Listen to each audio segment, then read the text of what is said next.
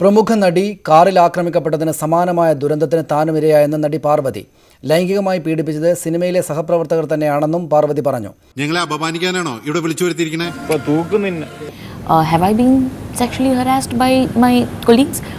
Yeah, I have. ആണുകൾ കാമകൊടൂരர்கள் ഇവിടെ ഉണ്ട്.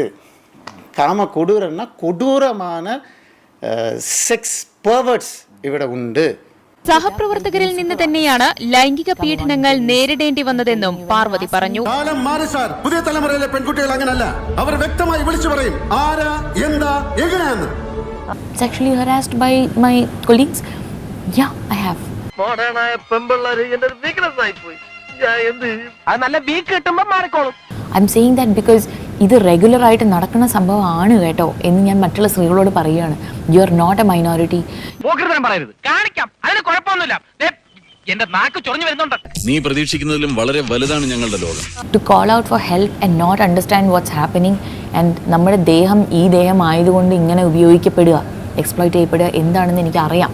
ഇയാളുടെ നിറം വെളുപ്പാണെങ്കിലും ഉള്ളു മുഴുവൻ കറുപ്പാ. നിങ്ങൾ മനുഷ്യനോ മൃഗം? തെറ്റിയതോ മന്ത്രിയായാലും തന്ത്രിയായാലും ശിക്ഷ അനുഭവിച്ചേ പറ്റൂ. After hearing this and I couldn't imagine it because എനിക്കറിയാം what it feels like to be helpless in such a situation. ഞാൻ അങ്ങനത്തെ ഒരു സിറ്റുവേഷനിലൂടെ കടന്നു പോയിട്ടുള്ള ആളാണ്. അവളുടെ സ്വപ്നങ്ങളെ, അവളുടെ വ്യക്തിത്വത്തെ, എന്തിനവളെ തന്നെ ഇഞ്ച് ബൈ ഇഞ്ച് ഇല്ലാതാക്കുക. പേരുകൾ തുറന്നു പറഞ്ഞ് ആരെയും ശിക്ഷിക്കണമെന്ന് ഉദ്ദേശിക്കുന്നില്ല. പക്ഷേ ഇങ്ങനെയുള്ള സംഭവങ്ങൾ സർവ്വസാധാരണമാണെന്നും നിരന്തരം തുടരുകയാണെന്നും സ്ത്രീ സമൂഹത്തെ അറിയിക്കേണ്ട ബാധ്യതയുണ്ടെന്നും പാർവതി പറഞ്ഞു. നമുക്ക് എന്ത് ചെയ്യാൻ പറ്റും സാർ? നമുക്ക് പലതും ചെയ്യാൻ പറ്റും. പരസ്യമായി തന്നെ എതിർക്കാനുള്ള ചങ്കൂറ്റം വേണം.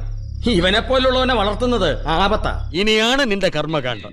ശത്രുപക്ഷത്ത് ആരെന്ന് നോക്കാതെ നീ യുദ്ധം ചെയ്യണം.